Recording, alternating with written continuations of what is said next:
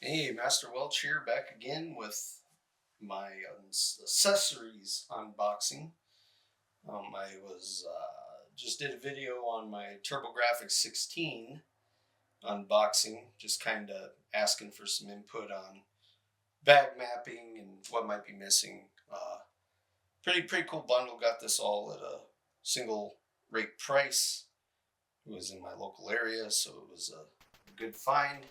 Hadn't even been collecting turbo, wasn't even really looking into it, so it kind of uh, changed my path, I guess, on retro collecting. Got me into this.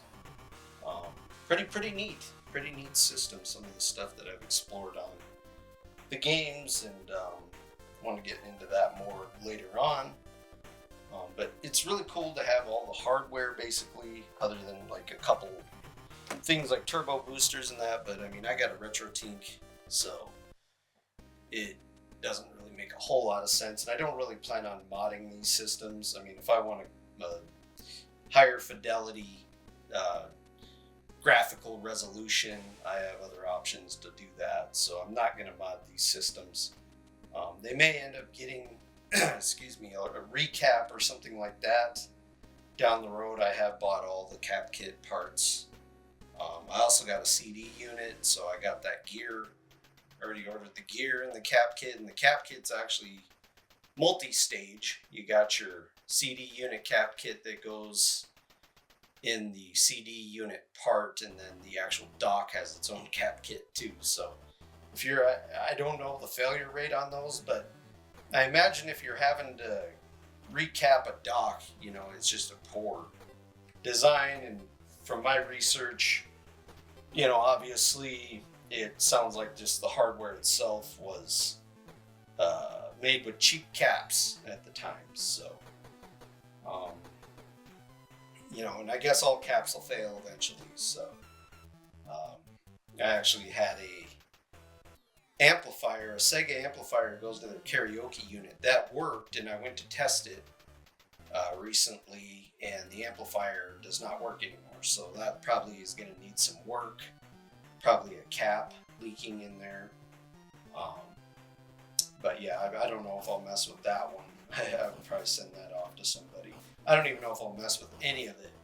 I've thought about doing my own soldering work. I have all the parts, solder, iron, air, all that. I'm prepped to do it. I'm just scared to do it. That's the thing, because I don't want to ruin anything. But imagine if you take it slow, it's possible to teach yourself. But I have a Game Gear I'm going to do all the tests on with that, testing on the Game Gear first. But let's get into it here. We got a Turbo Tap.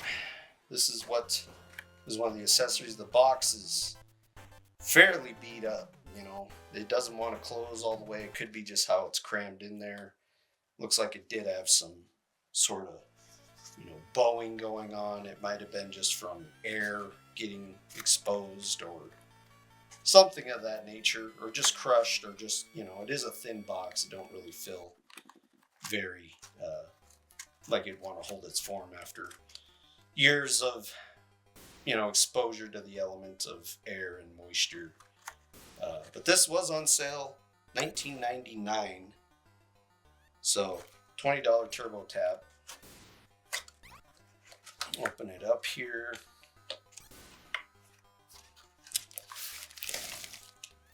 Oh, something just fell off the thing. It's right as I was opening it. A tab. What did this go to? It even has the little 3 dots on it. It lost a tab somewhere, or part of it, or whatever. Or it could be just, it looks like it would have went here. So there's a little gap right here. This little piece looks like it would have went right in there. Yeah, weird. Like it was supposed to be probably removed at the factory. That little gap, maybe that's supposed to be out of their piece of failed punch out. But we'll throw that in there. Yeah, there's the box. It does show a lot of damage on this corner here, so that's probably why it's not closing very well. This side too crushed slightly. Little bit of some graph. I don't know if that's a tear in the box, but regardless, that's the box. Kind of recommended for ages 6 to adult. 90-day limited warranty on this stuff. You think this stuff, I guess 90 days back in the 80s, 90s was pretty common. Now when it comes to this electronic stuff, it's up to a year. I remember when warranty was a big deal. Warranty was a big deal for replacement. Nowadays, good luck. I mean, nowadays, yeah, you can get it replaced, but it's usually good to obviously just keep your receipt. But yeah, here's the instructions. A little bit talking about the warranty. And here we are with the bag. Oh, we got some more paperwork. Never mind. Registration card. Get what's coming to you. Oh, there's a receipt in here too. Oh, it says hot poop. Thank you. I don't know if that'll focus, but yeah, hot poop. So I bought this at Hot Poop too. If you watched my other video on the TurboGrafx unboxing, it actually showed a flyer that came with it that was stamped with hot poop. So hot poop said 8/16 of 91. This was bought. 1999. Nothing about taxes. That's a tiny receipt, but that's kind of cool. So that was actually bought at the sale price. There's the registration card. NEC, Illinois. That's pretty cool. And another one of these flip outs. I think this was on the regular CD unit as well. So this was probably a standard pack-in promo to get you hyped to buy something. Then we got bagged. The bagged tab. A little dusty, no scratches. I don't see any kind of usage here on the front. You really got to wonder, I mean, if you were buying this tab, you had to have either had a few family members that really liked a specific game or friends that really liked a specific game. My thoughts would be, maybe a sports game or something. I don't know if there was any game that utilized two controllers for controls, like let's say F-16 Fighting Falcon for Sega Master System. That required both controllers plugged in at the same time. So there's the multi-controller adapter. And then next we have the TurboGrafx stick. And this one actually had a price of $49.99, and someone put a slash through it with an ink pen. And it looks like they marked it down to $39.99. So, take a look at the box.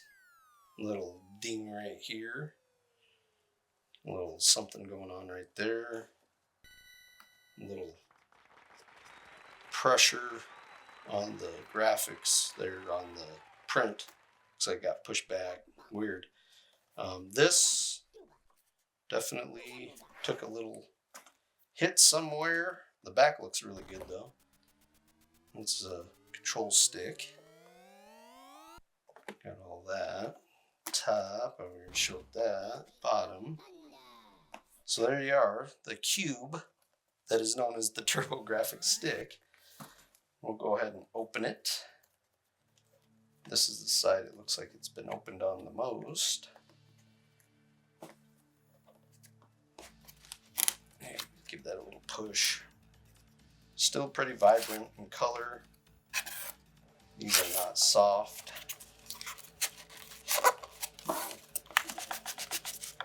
Yeah, there's some old styrofoam peel. Nothing in the box, nice and clean. Still pretty stiff. Oh, there's the paperwork for it already. Another one of those little flyers. get what's coming to you, and it has a graphic on it this time of some character. Some character definitely inspired this one. And TurboGrafx newsletter, top score certificate. So it's kind of neat, trying to promote the competition. TurboGrafx stick controller instruction. And it's just a flip out. Kind of just tells everything about the buttons and what it does. Yeah, that's it for that. And then we got the styrofoam comes off the top. There's a bag in here with a long bag. I don't even know if this is the right bag. It's an open-ended bag, so if anybody knows the mapping of the packing for these, there's a twist tie in there too, so I imagine it's the original. This one has a little sticky going on the controller, but little sticky styrofoam. But that looks really clean, no scratches, easy cleanup. These are actually not slotted or anything. These are a smooth running rail. I can feel a little bit of a bump where it would stop, but so these are definitely old school analog type rapid fire controls. Slow button that it presses in and holds its position, so it's a toggle. That's interesting. I wonder what the slow does, if it slows the actual gameplay down. And to think you would have to slow your gameplay down at a certain point. I'm gonna have to test that out. Select, run, those are just regular buttons. Turbo, those actually activate the turbo in the controller. Let me see here if I can get that any closer. But yeah, this turbo, it says turbo right there, and then this is how you speed it up, slow it down. I actually think there's a Genesis control stick that does the same deal there. Has a running rail. I think it's the 3-button.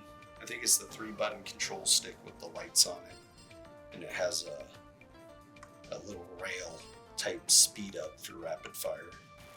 But yeah, so there's the controller. Controller stick feels unrestricted, clean, nice movement. These bumpers are all still here. This one's got some styrofoam on it. I'll go through and repack these when I know more if somebody comments on how it was packed, even if this was in a bag itself. But yeah, so here's the inside of it. I probably should clean this. I see a little bit of shininess on this controller wire right here. It feels like it kind of stiffened a little bit. Not much, but definitely the attachment of the chemicals of the styrofoam at the time. But yeah, if you know anything about this that I don't know about, go ahead, like, comment, subscribe. And we'll do an unboxing of the CD unit next. And with that, I definitely would like some input on, certain things that might be missing, or, obviously the wraps and all that. So I'll see you in the next one. This is Master Wolf signing off.